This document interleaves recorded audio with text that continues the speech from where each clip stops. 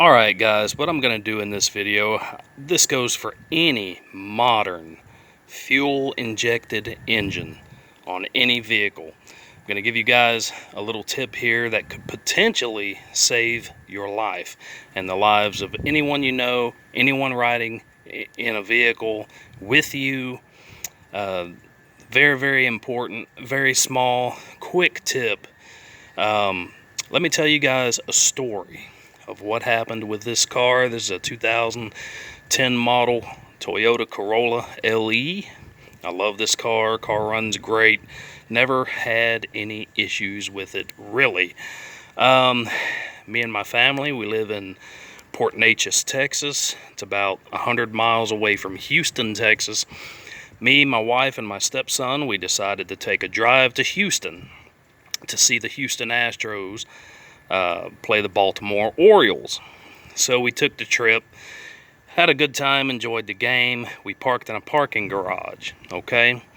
Got in the car to leave. We're heading home. We were about 10 miles from home when all of a sudden I could smell fuel. My wife and my stepson were asleep in the car for the ride home. I smelled fuel. Luckily I was in the right lane, guys, and if it's late at night, it's always a good idea to ride the right lane.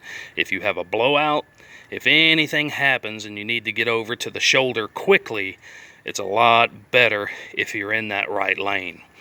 You don't want a car dying out in the left lane and having to push it over to the shoulder, you know, in the middle of the highway at night. It's just not safe.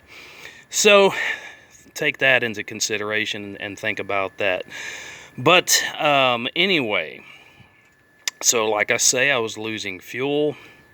Looked at my fuel gauge, it was dropping like a rock. I lost all power. Car shut off. I was under enough power that I could get the car over to the shoulder. Long story short, I called a wrecker, had them bring the car to a local shop that was right down the road from where we lived at the time. It was late at night. The next morning, I went and just looked under the hood here, and the freakiest thing happened, and I've never had it happen before, never even heard of it happening. On a fuel-injected modern engine, you have what's called a fuel rail, which is this right here, okay? A fuel rail. And you can see there's one bolt, two bolts here. There's a bracket, you know, for your wiring harness here. But mainly, it's this bolt and this bolt. And those bolts are about that long, okay? They are not short bolts.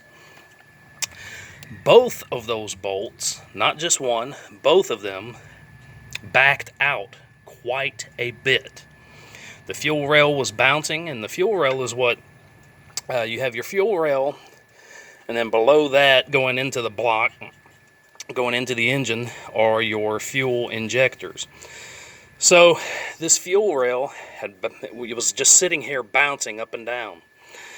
That's what was happening. Fuel was collecting all right here, okay, and on this header. Now, luckily, this is plastic. When I looked under the hood, I saw fuel here, all around this area right here on top of this header. And how they can make these out of plastic is beyond me, but anyway. Fuel was had collected all up in here. And I knew that's what the problem was. So I ended up not, having to get the car fixed at a shop. I simply went and got some blue thread locker, put on the bolts, drove them back down, and the car fired right up. And it was a little sluggish at first, and that's probably due to the fact that air got into the system, that being a possibility. But after a little bit of driving, it was good as new. But guys, had this been metal, a metal header, steel, this car would have caught on fire. Almost a certainty.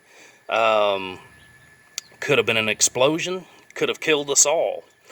So, next time you're under your hood, check your fuel rail bolts. Make sure that they're tight. And as a safe preventative, go ahead and back them out. Get you some blue thread locker, and I recommend blue.